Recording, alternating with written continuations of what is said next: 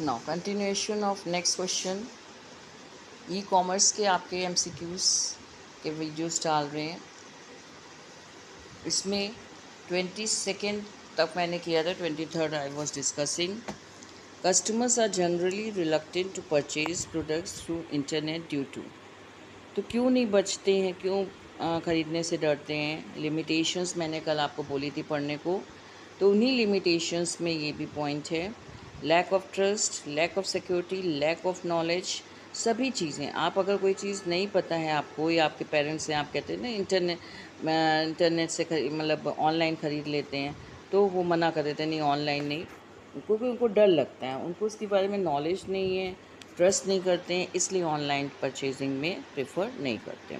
Next आइए, which of the following type of e commerce allow consumer to sell products service directly to another customer. तो इसमें directly other एक customer दूसरे कस्टमर को sell कर रहा है अपनी सर्विसेज या प्रोडक्ट, तो वो C2C हो जाएगा, यानी कि customer to customer. Which of the following is major problem with e commerce. E commerce की सबसे मेजर प्रॉब्लम क्या होती है? Security. The concept of e commerce includes, e commerce में क्या क्या आता है? E banking, e trading, e marketing, all of the सभी आएगा। Which of the following is not a model of e commerce. E commerce का देखिए, इसमें से कोई है आपको समझ में आ रहा होगा, टाइप्स पढ़ चुके हैं, मॉडल्स बता चुके हैं, तो इसमें D2D जो है कोई भी ई कॉमर्स का मॉडल नहीं है। Which of the following is not a requirement of e commerce. किसका जो है रिक्वायरमेंट नहीं है ई कॉमर्स की? Internet enable computer, a website to show product, a method to receive the payment, a middle man. Middle man की कोई ज़रूरत नहीं होती है ऑनलाइन बिजनेस में। ये किस में ज़रूरत होती है? ट्रेडिशनल में, जो मैंने आपको ट्रेडिशनल और कल एक्सप्लेन किया था कुछ पॉइंट्स ट्रेडिशनल के और ई कॉमर्स के।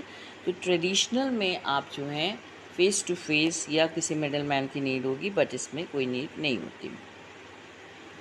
Dash includes all electronic based information exchange with in और बिटवीन कंपनीज एंड कस्टमर। तो कौन सा इलेक्ट्रॉनिक बेस्ड इंफॉर्मेशन में ई कॉमर्स जो है वो ई कम्युनिकेशन, ई मार्केटिंग, ई बिज़नेस दिया है। तो कह रहा है कौन सा इंक्लूड जिसमें इलेक्ट्रॉनिक बेस्ड इंफॉर्मेशन को आप एक्सचेंज करते हैं कंपनी में या कस्टमर्स के बीच में। ठीक है, तो ई कॉमर्स में ही करते हैं, ऑनलाइन बिजनेस में। विच of the following is a benefit of e commerce. Benefit भी देखिए, मैंने कल बोला आपको पढ़ने के लिए एडवांटेजेस वगैरह जितने भी हैं ज़रूर देख लीजिएगा इनके। अभी भी टाइम है, बार बार हम कह रहे हैं समय है अभी आपके पास में, शाम को पेपर है आपका, आप आराम से देख सकते हो। कह रहे कौन सा इसमें बेनिफिट है ई कॉमर्स का? ग्लोबल मार्केट प्लेस, आप कहीं भी बैठे किसी से भी संपर्क कर सकते हैं। Which of the following is the advantage of e commerce? Availability होती है, कन्वीनियंस है, transactional speed, all of this, ये सभी आ जाएंगे इसमें। नेक्स्ट आइए, next question. EFT stands for, EFT का मतलब क्या होता है? Electronic fund transfer. ठीक है, फंड को ट्रांसफ़र करना, तो EFT। E banking offers benefits to, e banking किसको ऑफर्स करता है? कस्टमर को भी, गवर्नमेंट को भी, बैंक को भी, all of the above. E trading stands for, e trading again जहाँ ई वर्ड आ जाए तो इलेक्ट्रॉनिक वर्ड आप यूज़ कर लीजिएगा, electronic trading. Sale and purchase of securities happens, securities का सेल एंड परचेज कहाँ पे होता है? On the floor of stock exchange, on the internet, both of this, none of this. तो जो भी आप शेयर परचेज करते हैं या कोई भी आप सेल कर रहे हैं, तो वो आप ऑनलाइन भी कर सकते हैं, ऑफलाइन भी कर सकते हैं। Who can become a member of stock exchange, stock exchange का कौन मेंबर बन सकता है? एक इंडिविजुअल, एक पार्टनरशिप फर्म, एक कॉर्पोरेट, या ऑल ऑफ दिस, सभी लोग हैं, कोई भी बन सकता है। Online trading is a service offered on the internet for the purchase and sale of. Online trading जो है वो ट्रेडिंग की बात हो रही है यहाँ पे, जहाँ पे शेयर से रिलेटेड आप कुछ भी खरीदते बेचते हैं। तो वो कह रहा है इंटरनेट में, तो वो क्या होती है? सिक्योरिटीज़ होती हैं। EDI मीन्स, EDI मीन्स क्या होता है? EDI electronic data interchange. अभी ऊपर आया था EDI compliance is the ability to, इसमें भी इलेक्ट्रॉनिक डेटा इंटरचेंज से हम इंटरचेंज लिखा है ना वर्ड, तो आप इलेक्ट्रॉनिकली जो है कोई भी चीज़ को भेज सकते हैं, सेंड कर सकते हैं, भेज सकते हैं या रिसीव कर सकते हैं, ले सकते हैं, दोनों चीज़ आ जाएंगी। EDI is necessary in, EDI कहाँ पे ज़रूरी होती है? जब हम बिज़नेस टू बिज़नेस करते हैं, retail to wholesaler, retail to retailer, wholesaler to wholesaler, इस तरीके से बिज़नेस टू बिज़नेस, जब बिज़नेस टू बिज़नेस जब आप ऑनलाइन ट्रेडिंग करते हैं या ऑनलाइन आप बिज़नेस करते हैं, तब जो है ई कॉमर्स में EDI बहुत ज़रूरी होता है। ठीक है, इस तरीके से। Next,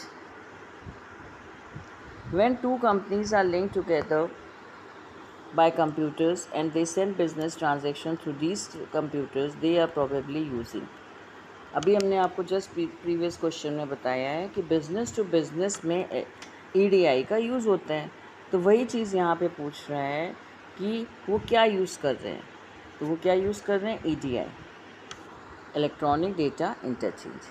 e governance stands for, अब ई गवर्नमेंट का डिफरेंस मैंने बोला था। ई गवर्नेंस से रिलेटेड जितना है वो आपको देखना है। ई गवर्नेंस किस पे? इलेक्ट्रॉनिक, जहाँ मैंने बोला अगर ई वर्ड आ रहा है तो इलेक्ट्रॉनिक वर्ड आपको लिखना और कुछ देखना ही नहीं है। E government service is available, e government service भी, कोई भी ऑनलाइन सर्विसेज जो होती हैं वो 24 आवर्स अवेलेबल है। The term used when the government employs technology to deal with citizens, businesses and other government agencies.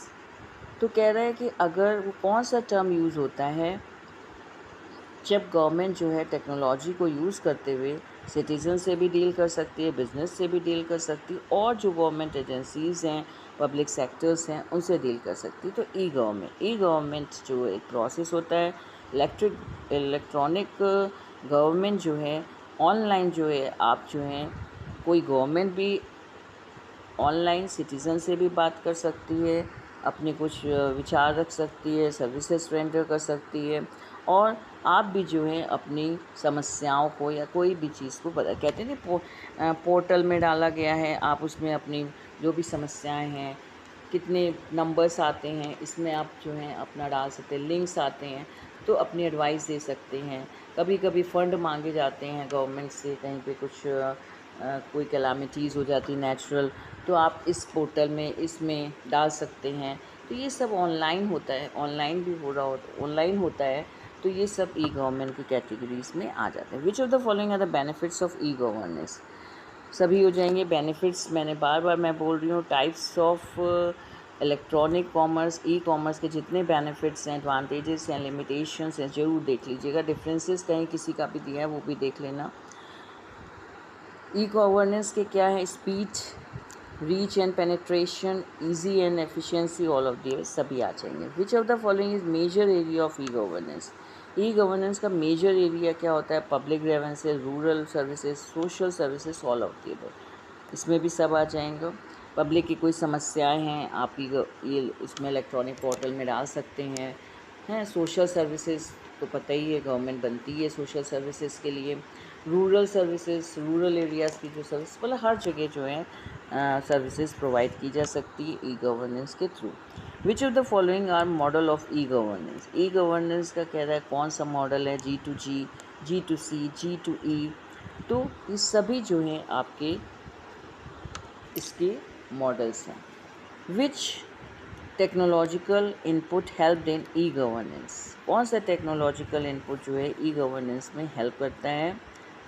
Email, ICT, EDI या SMS जो है वो सबसे सही रहता है टेक्नोलॉजिकल इनपुट। मैसेज डाल दीजिए आप। विच of the following is not the limitation of e governance?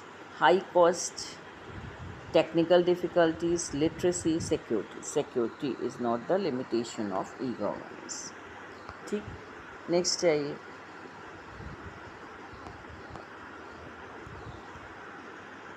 तो ये इतने क्वेश्चंस मैंने आपको बता दिए, ये कुछ फिल इन द ब्लैंक्स हैं, ये आप देख लीजिएगा, इसको हम डिस्कस नहीं करेंगे। मैं स्क्रॉल कर दे रही हूँ, आप इसके एसेस ले लीजिए। अगर आप ऑलरेडी पढ़ चुके हैं तो वेल एंड गुड।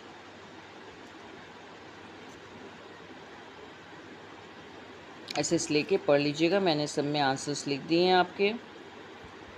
कई क्वेश्चंस वही हैं जो अभी आप पढ़ के चले आ रहे हैं।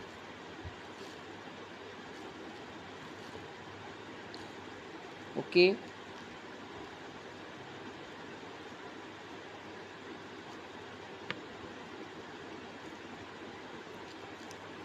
इसका आप एसेस ले लीजिएगा। जो लाइन का जो वर्ड ना आपको समझ में आ रहा हो, रीड ना कर पा रहे हो, तो वो हमको मैसेज कर दीजिएगा, मैं बता दूँगी कि क्या इसका मतलब है, मीन्स क्या वर्ड लिखा हुआ। अगर आपको राइटिंग ना क्लियर हो रही हो तो आप पूछ लीजिएगा हमसे।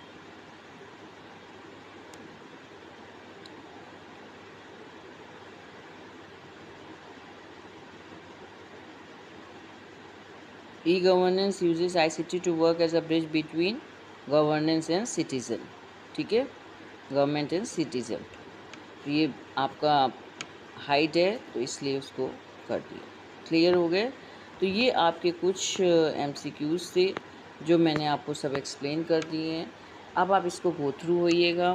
ठीक है, बेस्ट ऑफ लक अगेन, और अच्छे से पेपर करके आइएगा, सोच समझ के करके आइएगा।